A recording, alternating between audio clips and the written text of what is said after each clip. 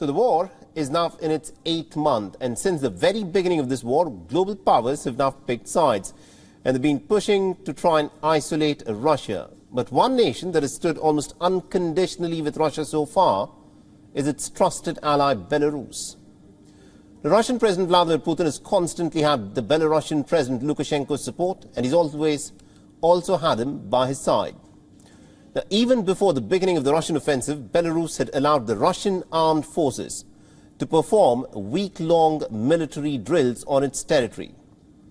However, the Russian troops did not exit the country after the drills ended. In fact, Minsk allowed Moscow to stage a part of the invasion from its territory, giving Russia the shortest possible land route to Ukraine's capital city of Kiev. Earlier, the Belarusian President Alexander Lukashenko had indicated that his country may join the Ukraine war. On the 10th of October, Lukashenko had also announced the deployment of a joint Belarus-Russia military group, and this was in response to the alleged threat of an attack from Ukraine. And this is where Belarus stands when it comes to the Ukraine war. It has shown an unwavering support so far to Moscow.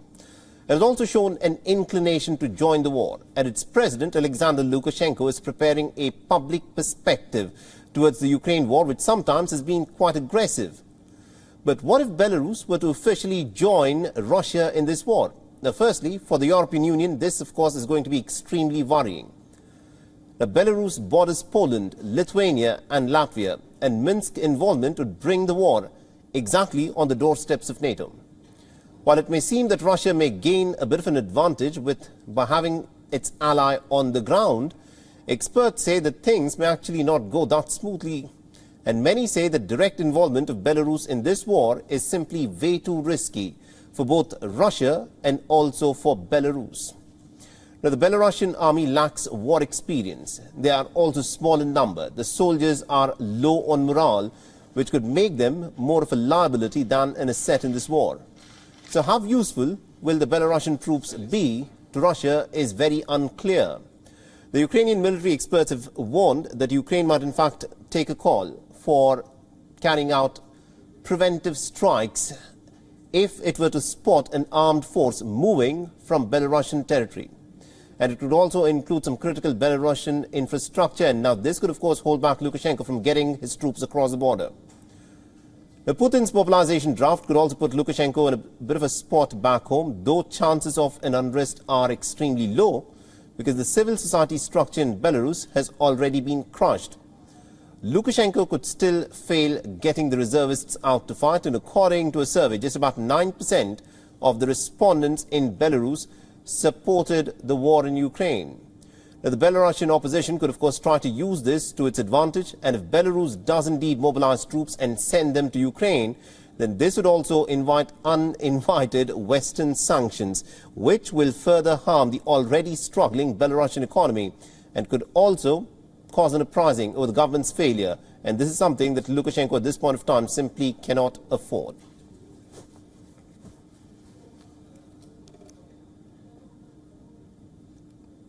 All right, now to give us more insights in terms of how a Belarusian involvement in this war will, of course, progress, we're being joined by Katya Glot. She's joining us live from London. She's a political analyst and also a fellow at the CEPA. Now, Katya, this is a bit of an interesting proposition that is now being spoken about, that the Belarusian troops could actively get involved in this war. But the question a lot of people want to ask is, what's in it for Belarus for it to commit itself to a war that Russia presently seems to be on a back foot on? Yes, hello. Indeed, there isn't much for Belarus in this war, and Belarus has been able to resist more active participation in the war so far. Obviously, we know that Belarus has been used as a launching pad for the Russian invasion into Ukraine. We know, for example, that Belarus provided logistical supplies through its railways. Belarus has also provided medical care to Russian soldiers. As many as 700 missiles have been shot into Ukraine, Russian missiles from the territory of Belarus. But Belarus has managed to stay away from actually sending its soldiers across the border. And because indeed that would be extremely unpopular, and that could really destabilize the regime of current President Alexander Lukashenko. He currently enjoys very low popularity in the country. It's about 20-25%. And indeed, over 90% of Belarusians are against sending Belarusian soldiers. Nonetheless, President Lukashenko, since he won in a very dubious election in 2020. He won officially, but independent monitors claimed that he lost that election. He became really quite an illegitimate figure in Belarus, and he has managed to stay in power only thanks to President Vladimir Putin's support.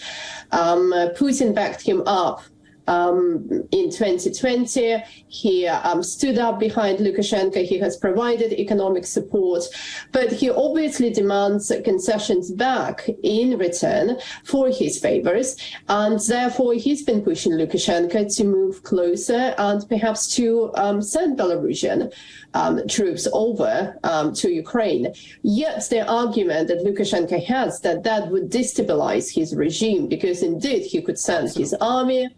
Yeah, so that could be very bad for Putin as well, because he would have to deal with unstable Belarus. I think, the way things are looking in terms of how the former Soviet republics, including Belarus, are reacting to it, it appears that this war is in fact extremely unpopular, even in the former Soviet republics like Belarus and even Kazakhstan. Yes, indeed.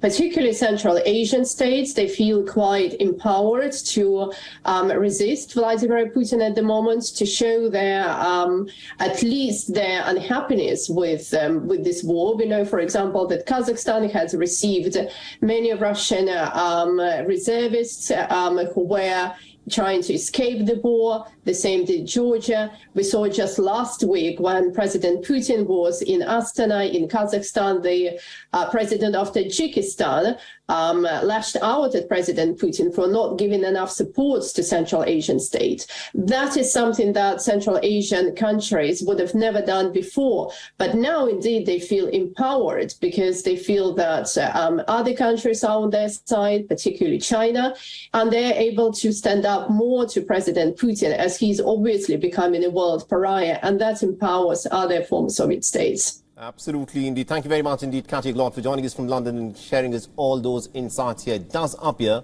that Vladimir Putin within the former Soviet republics is also becoming extremely unclear, because the overt support that was being expressed before by some of these nations, like, for instance, Belarus, they still would not want to commit the soldiers at a time when Russia perhaps would be asking for those soldiers to be deployed.